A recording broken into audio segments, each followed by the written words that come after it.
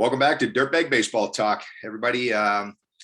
Jason and I just want to take a quick second before we get going into this week's episode of Dirtbag Baseball Talk and just take the day and acknowledge the veterans out there, both on the American side and the Canadian side of the borders, and just a happy Veterans Day for all our American audience and happy Remembrance Day for all our Canadian audience. So obviously it's a day that we both appreciate and want to reflect, and we hope that all of you do as well. So to any veterans out there that are watching, come across it, can't thank you enough for what you do and the service and the time that you give. So I know we're pretty lucky to be here doing what we do because of them, right, Jason? Absolutely. Yeah, for sure. So again, thank you very much, and hopefully it's a great day for everybody. So on to this week's episode. We've had tons of questions and growth and expansion coming in from both the U.S. and Canada and abroad as well. So we thank you for all those questions and inquiries coming in. And I know Jason's working on some written down templates for us on stretching, warm-up drills, opening up, as I like to call it, the body and stuff like that. So that's greatly appreciated. And this week we wanted to get going on catchers, especially at the amateur level, getting going. And Jason has some personal stories that he's going to share with us as part of his dialogue on red flags, yellow flags, do's, don'ts of stretching, warm up, strengthening drills, and just common sense in getting your catchers to be in positions that work efficiently for them. So, you know, Jason, like we said, let's go ahead. And I know you like to hammer people right out of the gate, and that's probably the best place to start with the red flags, because most people don't even maybe know they're a red flag until they hear. Yeah. So with, I think the biggest or the most important takeaway is, always question everything. So if you're catching instructor, your coach, if they're having you do a drill or particularly a stretch, there's a lot of mobility. That's kind of the buzzword and popular thing. Just because you have more range of motion, it's not going to make you a better athlete. And again, structure dictates function. So we looked at that when we were going over the hip sockets and the shapes of the femur. So if you're doing like the seated 90-90 stretches, again, there's no reason for it. If you're two knees up, one knee down, whatever it may be, if it hurts to go into a range, pain is an indicator that something is wrong. I've personally rehabbed former professional catchers after their knee replacement surgeries, and sometimes that doesn't go so well. I've also had pitchers and catchers in here. They were doing these crazy mobility routines. They were told to hold a kettlebell to force them into the seated 90-90. And again, you never bring your leg into internal rotation, not when you're squatting, not when you're running, pitching, hitting, anything. So, beware of these guys that are new to the game, or these coaches that have been around for a while that, are hip to the latest and greatest, whatever's, the latest and greatest and, kind of buzzwords. A lot of times it gets people injured, and you'll see it kind of come and go. So I think the stuff's going to be on its way out, all the crazy mobility routines. I personally know of two big Division I programs, and they have a lot of injured athletes. And a lot of what we talk about to not do, which is, the heavy barbell lifts, just chucking and slamming medicine balls like a pissed off 3-year-old that didn't get an ice cream cone. There's just no science behind it, and trying to twist yourself up, like you're Gumby. I'm seeing it firsthand at some of these top programs in the country. And again, I train a lot of professional athletes, and we're seeing that lead to a lot of injuries. So even though it's not that session, workout, or practice, or the next week, that repetitive micro trauma, to the tissue or to the structure, you can't undo that. So go ahead and start questioning things now and saying, does this feel okay? And if not, you need to stop doing that and back off. Yeah, and that's a great point right there, Jason. I know I always say it to the coaches that we talk with, and I always usually think of it from the pitching side, because that's where my strength is. But the same thing with catchers, infielders, whatever it is, especially pitchers, catchers, obviously. But and what I'm saying is, if you never played those positions, if you're an amateur coach out there and you've never played those positions, or you're a parent out there and you never played those positions, you really have no clue about the stress and overload and what feels good and what feels right that Jason talks about all the time. And I think that's a missing component is that we go to a clinic and we hear stuff and, well, I'm the coach, pitching coach, or I'm the catching coach in this case. And so this is what they say to do, or this is what Yadier or Molina's doing, or Salvi Perez, or whatever, whoever the hot guy is right now. So we're going to figure out what strength and conditioning program they're doing and stretching program, and we're going to implement it. Couldn't be further or more wrong, could it?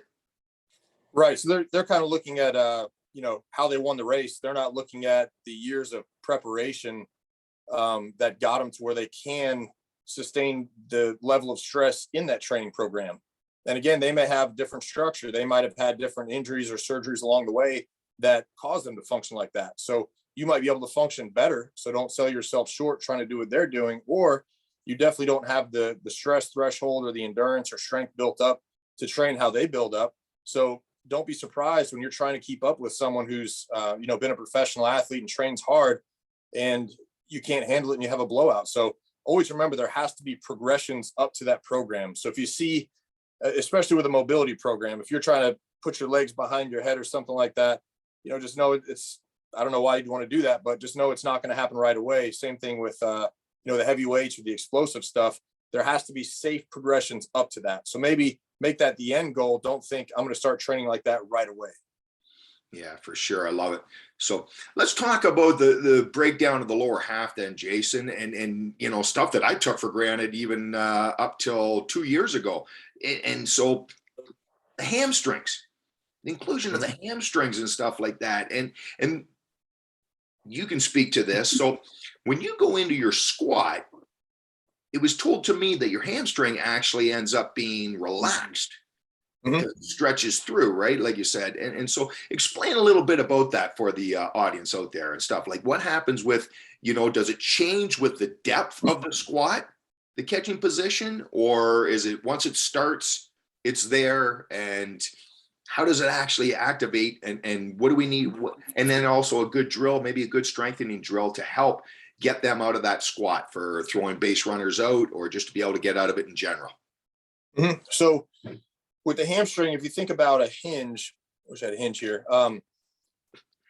So it's kind of when you're straight, when you go down and the knee bends and you have to push up. So remember, gravity's a constant. You're always trying to hold yourself up. And if anybody that doesn't realize that, go ahead and go down and do a squat and hold it as long as you can. It's going to start to burn because, again, you have gravity. That's what's keeping you down on the earth. So you don't need to bend your knee and pull with your hamstrings to do that. So your hamstrings do a little bit of hip extension, bringing your leg behind you, and you can reach down and feel your hamstring while you're standing up, extend your leg back. Now you'll feel your glute do it when you externally rotate a little bit because that'll shorten it. So the hamstring does hip extension, and then it also does knee flexion. So it'll pull that foot up behind you. So because you don't have to actively shorten that, as you lower yourself, eccentrically with your knee extensors or your quads are going to do the work, going down. So then they can hold you there. So another thing to touch on, I've had some people that wanted to intern here, some students, even grad students, and I just let them talk, and they, we're talking about quad dominant athletes. We hear that a lot. It's a trendy term. And I asked them, well, when they walk, do their legs stay perfectly straight or do they bend? If in their sport, like basketball or in this sport, if you're always having to push off, absorb force, yeah, you're going to use your quads more, but that's perfectly fine. That's how the body functions. So unless you're walking like a toy soldier with your legs straight, shut up about the quad dominant thing because it's completely irrelevant. But when you go down, yeah, you have slack on the hamstrings because there's nothing trying to straighten your leg out. So you got gravity holding you down, and yeah, you have tension on the quads. Yeah, take a second to think about that as I am here and stuff like that. It makes sense when you say it. Yeah, that gravity. So what would you recommend then to catchers out there, trainer coaches of them, parents of them? What would you recommend? Let's say you're, maybe I'm too old on this, but 15 and under, even stuff like that. You're still growing joints, Would free weight squats be a good strength and development thing? Excellent question. So one of your fellow Canadians, his name is Brad Thorpe. He developed something called the ISOFIT. You know Brad? Yep. Awesome guy. So with the ISOFIT, it's all based on isometric training, which is incredible, especially for catchers, because you're in that crouch position. So what I recommend, and you mentioned squats or even with a leg press, if you go down and you do maybe a quarter of that bottom range and keep staying there, that's where you have that stress or kind of the strength that you need to stay in the position as a catcher. So that's going to really help you out with endurance, especially getting up and down. So as you're going through your reps, we've all seen the meatheads in the gym that pack on 20 plates and they're going down like this much, right? Yeah. Because that's where you're the strongest. So as you go down, as the line of force gets further from the axis, these things called moment arms, and you have long levers. So like I suck at squatting because I'm 6'3", my tibia is a baseball bat. So with these long levers, I'll never be good at squatting, and that's fine. But if I want to train deep in that range, I'm going to have to lessen the weight. But then you can work on your muscular endurance, and you can also train down there in that bottom part of the range without going up and locking your legs out, because that's where you get to rest. And also that top part of the range, that's where it becomes easier mechanically. So if you can train to where you're just staying down at the bottom part of the range, or bring your feet high and wide, externally rotate a little bit on the leg press and work on just doing that bottom half, it's going to really start to burn, but you can get some good, high rep sets in, and that's going to really increase your muscular endurance for practice or games. And that's a good thing because remember, muscle stabilize joints. So the better condition your muscular system is to stabilize the joints, it's not going to fatigue as fast. And then you're not going to have as many issues with the joints unless you're stretching them or putting them into, positions that compromise the structural integrity or, just ways they're not supposed to bend. Yeah, I like that endurance and the higher reps. Because let's be honest, I mean, amateur players, especially catchers, they're almost up and down every pitch. They never just kind of drop down to a knee and throw the ball back to the pitcher, right? They're always coming out of their squat to throw it back.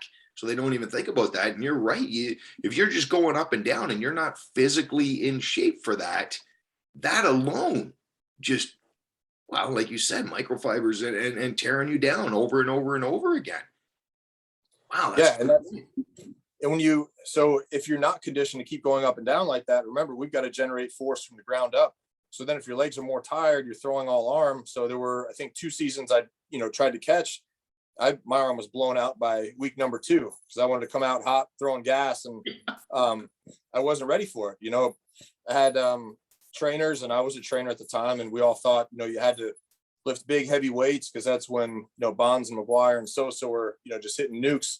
And I thought, oh, that's what I got to do. So I wasn't training in the range that I was playing, like infielders, doing a lot of staying low, side shuffle, lateral movement, and, working on angles, going forwards, backwards. And then as a catcher, staying in that position and getting used to training there with some load. Even you can have maybe a bungee pulling you to the side and you're doing kind of a low squat walk.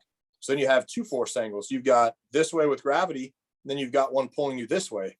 So with the athletes I have here, we call it multi-axial loading or multiplanar resistance, where when you have 2 force angles and you're challenging your muscular system more, you don't need as much load because more load is more stress on the joints. And as an athlete, you're already beating yourself up, especially a catcher. So if we can cut down on that stress by not having to use the heavy weight and adding a secondary force angle, that's going to be a lot more of an efficient way to help you progress and stay safe out there on the field and perform better. For sure. Yeah, no, that makes total sense. I love it. So let's drop down an area then. Let's talk into your ankle, your Achilles, and your calf muscles. What would you recommend for them in there? Just, obviously the combination between the stretch and exercises to strengthen. So I would be careful with the heel turning in to the ground with the toes out, because as we're rotating, the tibia and fibula that way, we're causing a distraction force on the MCL, on the inside of the knee, the medial collateral ligament. And we're also putting more of a compression force on that lateral meniscus. So these guys that are talking about their scissor kick and scissor whatever, where the back foot's coming in, go ahead and sign up for knee surgeries now, because anatomically, that's a really terrible thing to do. But with catching, always be cognizant of, you don't want those things to go in and turn, because if your tibia is turning and your femur's not, you know, when you're going to stop and cut, if your hip doesn't have that internal rotation, but your tibia does, that's how non-contact ACL tears happen. So just always think about what position your knee's in. It should, you know, again, it's a hinge joint. It does, you know, flexion and extension. So if we're putting that kind of torque or torsion force on it, that's not going to be a good thing. So with the feet and the ankles, if you do need that extra bit of mobility, and you do stretch them out, that's perfectly fine. Just make sure you follow it up with, you know, some isometrics and some strength training to turn it back on. So that way you can kind of raise the stress threshold so that it's not going to shut down when you need it. So the videos that we went over with the foot isometrics during, you know, positional exercises, those are absolutely perfect for catchers, especially. Okay. Love it. Excellent. Let's go to the other spectrum then, the hip area. You always hear this hip flexors and you know, rotation. So expand a little bit, talk a little bit about that, so people can hopefully walk away with a little better, clearer picture of what the heck people are talking about when they do talk about them. How do they work in the component of up and down, side to side, lateral movement, etc.? So I always give the example of, if you're on an airplane and you had your head turned for a while having a conversation, when you bring it back, it almost feels like it's tight there, right? Yep. So that's just basic homeostasis, muscle tension, trying to keep you stable. It just kicks in right away. So kind of like being seated at a desk, much like catching, you're down in that squat. So the hip flexors are in a shortened position. So that's why it's going to kind of pull on the back and give you that anterior tilt or back extension to where you'll have some discomfort. So when you get done with catching, whether it's a session, a practice, a game, you know, doing the stretch where you're kind of in a lunge position, you have one knee down and you're pushing your hip forward, and you can even kind of lift this arm up just to elongate and try to correct that length tension relationship. It's very similar to, you know, we talk about stretching and we're not completely damning it. There just needs to be a reason why you're doing it. So when my dogs get up from sleeping all night, those muscles have been in a shortened position. So yeah, they're going to hit their little stretches, you know, restore that proper length tension relationship so they contract efficiently, and then boom, they're ready for the day. So same thing with catching. If you're in a shortened position like that, try to elongate those after. And then what you can do to help reinforce those not being tight and functioning better, the opposite motion. So we're stuck in hip flexion, then you can do hip extension. So like a glute extension machine, or if you're laying on your stomach, kind of like how you would do a Superman with your arms and legs going up, except you can do one leg going up at a time. So bring it up, kind of squeeze your butt hard. So then you're actually working in a little bit of kind of reverse action trunk rotation as well with extension. So kind of squeeze your butt, lift your leg up, you know, to one side, maybe 2 seconds, and then the other side. So you can even do that together. So pair that up where you do the hip flexor stretch on, you know, right, left, you know, a couple sets, and then flip on your stomach or lay on your stomach and then work on, you know, glute extension and leg extension, alternating there a couple sets. So that way you're decreasing the amount of tension on the front side and you're putting more on the back side to kind of balance it out. So you're going to function better. And with that, with the hips, when we're crunched down, you ever notice when you're hunched over for a while, you know, I don't want to say doing dishes or laundry. My wife's going to kill me. Putting equipment in and out of the bag. Yeah, we'll say when you got the hood popped and you're working on your engine on your hot rod. How about that? Yep. But yeah, putting equipment in a bag, you leaned over because your back extensors are in a lengthened position, and again, they're not as strong there, and you've got to hold yourself up. You get up and you're like, oh, you know, your back's kind of stiff. So again, we've got the hips, the pelvis kind of turned up, and then we've got all that tension on the back. So that's a good time to work on. Even just seated, you can do rotation and extension like this. So you can think, if I've got a kind of a line pointing out from the center of my chest, I can work on rotation by going this way, end range, hold it for about 5 seconds and relax. And then we can work on, so I feel limited to this side. So I would need to work on that side because structurally I'm fine, but my muscles are obviously tight that way. But you can also add rotation and extension. And this is a good way to do a self-assessment. When you're sitting here, feet on the ground, try to put something between your knees so your hips and your knees aren't shifting. So you can see kind of what your true trunk motion is. And then you can rotate to one side and come back. And you can see them very limited to that left side. And because of a sleeping position, I know that that's why those muscles have been in a shortened position, and that's why they're pulling tighter. So that's a great example. So if I feel like I'm limited to this left side, I'm going to want to do, count to 5, hold it at end range, and then maybe do 5 sets, 5 seconds, very light amount of force, just like that, so I can restore that range. But really working on rotation and extension versus just extension, that's going to help shorten when I go to the right, those right spinal erectors more, because not only are they right side rotators, except for multifidus, that's an opposite side rotator, but I also get that extension, which is going to shorten them. So just doing those little things as kind of a self-assessment, and I don't want to say corrective exercise, but corrective isometrics, that can really help restore function, and it's going to keep you functioning better overall as an athlete and help hopefully prevent injury. Yeah, I really like that. One thing I want to really dwell on, Dirtbags, is especially when we're talking about, any human being or whatever and that, but you're probably working with younger athletes and stuff like that. So I want you to be really aware and confirm this if you don't mind, because I know you take it for granted. You do it every day, Jason, but you had said something right there just when you were doing that rotation and flexion. And like you said, definitely not taking it into a stressful situation on your lower back. And I know when you said it stuck out to me, because I could imagine coaches going out there, or parents going out there with their kid and saying, okay, roll over on your belly and lift your leg off the ground or whatever. And they're trying to lift it as high off the ground, laying on their belly as they would if they were on their back, right? And tremendous load on your lower back. So just be aware of that. Yeah, you don't have, and it always kills me when I hear people call it in the gym a back hyperextension. Is it a back breaking machine? Because when you hyperextend your knee or your elbow, that's not a good thing. And then they call one another one where your trunk is braced and your legs are coming up. It's a reverse action back extension. They call it a reverse hyper. So I don't know, a reverse hyperextension. So I don't know if we're reversing the hyper and it's slow, or if we're reversing the extension, which would be flexion. But I don't know. But just, keep in mind that as far as the structure of that spine, you're not going to have the same range with your lower back and your hip socket as you do on the front side. Yeah, definitely. So one last question I do want to go through, because this is a really important one too and stuff. It was asking your advice and getting input and thoughts. You got the old amateur baseball question or situation where, one of your stronger players on the team is your pitcher, your catcher, your infielder, your outfielder, multi-position players and stuff like that.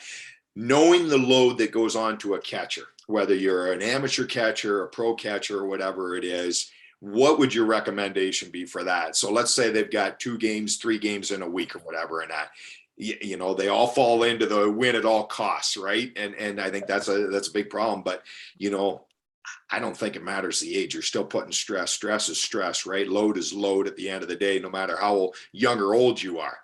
So what would you recommend for that answer? As far as just how often would you put a catcher back there in a situation in a week? I think, there's a lot of variables to take into consideration. How are they feeling and functioning? Because remember, with these younger athletes, you've got Seaver's disease, you've got Osgood-Schlatters, which, they're growing pains. So with Osgood-Schlatters, that little bump under your kneecap on your shin called your tibial tuberosity, that's where your knee extensors or your quads attach and pull from. So if you've got a catcher with knee pain, again, pain is an indicator that something is wrong. So we don't need to make that worse. So I probably wouldn't have them catch. But I would always, as far as coaches, again, one of the biggest, probably the biggest issue is communication in baseball. As an athlete, you don't want to tell the coach that your arm's hurt. And then, as a coach, it's hard to communicate and they get you to do what you want or, change something mechanically. But I would, just make sure they have some good recovery in place. Always ask them after a game, how do you feel? But that's going to be the biggest deciding factor is communication. But with these younger kids, they've got to do some light strength training if they're getting these growing pains, because again, as the bones grow faster than the muscles, you have these longer levers that you have to try to produce that torque with, and you're going to have, some breakdown.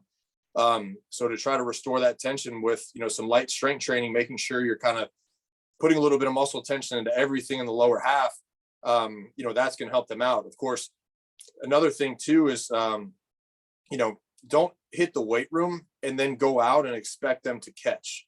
I hear all the time that, guys are doing these, the speed and agility or conditioning programs, and they're already exhausted. And then they're taking them out to long toss. And it's like, well, you just trashed their whole body. They're fatigued. They're broken down. Now they're going to compensate with their arm to try to get more velocity. And now you've destroyed their arm too. So as coaches, always think, don't do your sprint work and things that are going to beat up these athletes before you want them to perform, especially in a very specific position that is a skill. It's not just that they're getting back, they're doing reps. It's a skill. Just like we were talking a little while ago about coaches, I had plenty. Oh, we're going to do 300 swings today. Coach, what the hell is the point? You got 5 good swings. You got 295 garbage swings.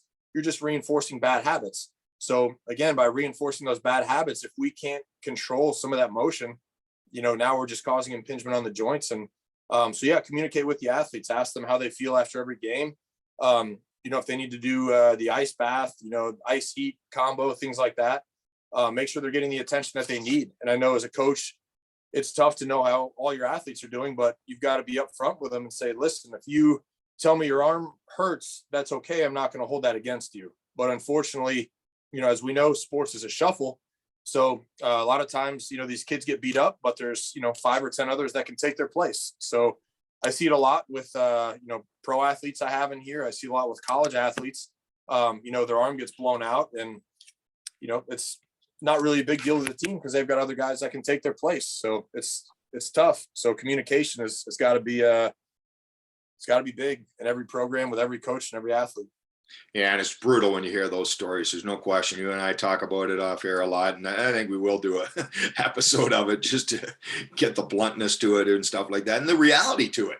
It just is. Like you tell me a story every week of who you were working on. This week it was a catcher that had double knee replacement or whatever from just wear and tear and blowing it out and not understanding how to utilize it properly, really, at the end of the day and stuff. And those are devastating, because those are lifelong injuries and stuff. So that trust, communication, and you'd like to think common sense, Jason, but obviously it's not there. It's amazing that win mentality kind of relates with compete, and it's too bad.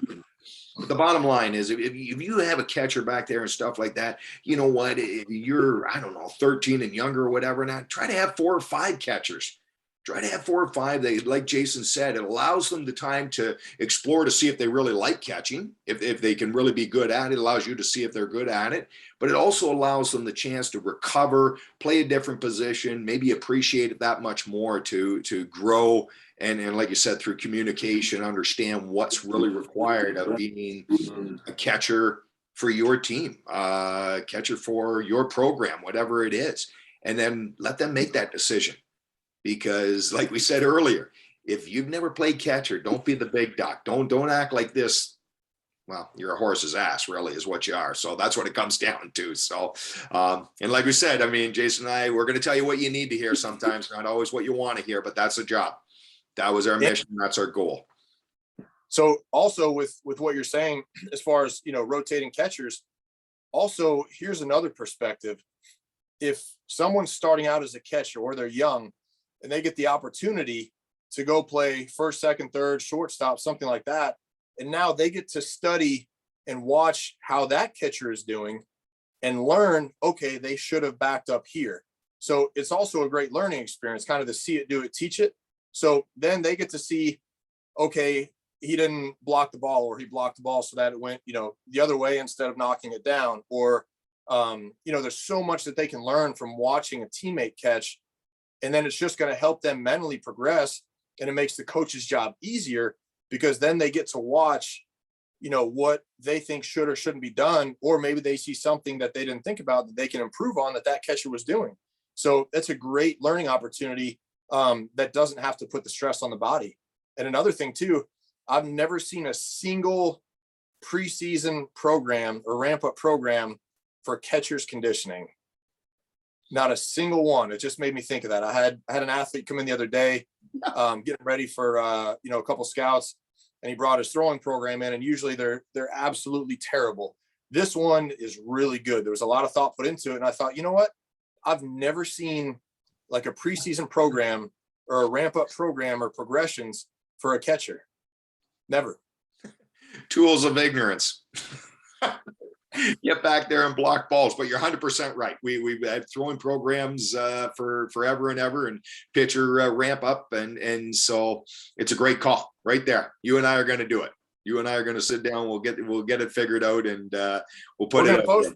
We're gonna. I got 3 in my head right now. Love it. That we're gonna post, and you know what, coaches, you don't even need any equipment for it. You can go out to the field and you can work with them on these specific programs, rotate them through, and your catchers are going to be a lot stronger, a lot more agile, and they're going to function a lot better.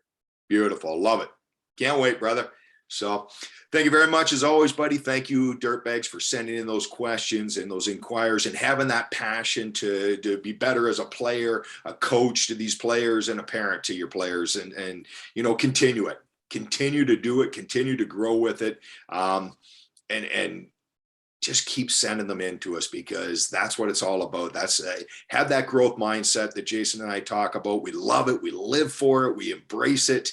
And it's so gratifying. I know we got to go, but again, it seems like every week I see you, buddy, you're telling me of a new coach and a college coach, to a pro coach, to a pro development person or whatever, and that you had a chance to meet in the last week or 2 weeks or whatever. And it is, and you just kind of like, it's empowering when they finally get to the growth mindset stage versus the, yeah, I'm all right, buddy, I know everything stage.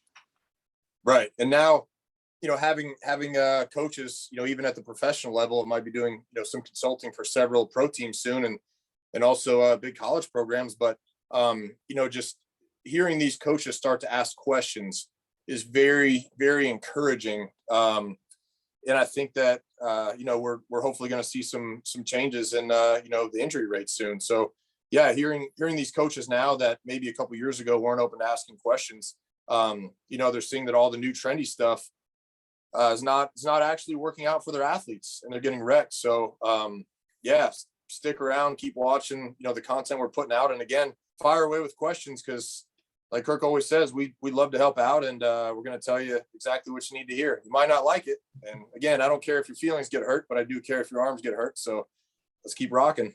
Yeah, fantastic. So there you go, Dirtbags.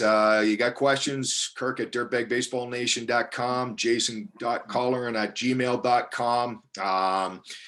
Again, if you're new to the show and you haven't been able to check out Jason and his kinetic arm training sleeve for, pitchers, throwers, anybody on a field and stuff like that, go there right now, www.thekineticarm.com. Check it out. Get on board with him. He is getting super busy with it. I'm not going to lie to you. We never will or whatever and that. So he's got the orders coming and rolling right now or whatever and that. So not to give too much away, Jason, but you know what? If you are interested in them, reach out to him and get talking with him and stuff like that. If he doesn't have them in stock for you right now for your size or whatever and that, he'll get on it and lead you down the right path. So again, if you need anything from us here at Dirtbag Baseball Nation, check us out, www.dirtbagbaseballnation.com. Happy to help out any way we can. So that's what it's all about. So again, until next week, everybody, Jason, thank you very much as always. Be safe. Can't wait. We're going to be letting the people know for the ABCA convention coming up what your booth number is to stop by if they happen to be at the convention this year in Chicago. We'll be talking about that in the coming weeks. So looking forward to it. Can't wait, Dirtbags. Until next week, you know what time it is. It's time to get up, get after it, and get dirty.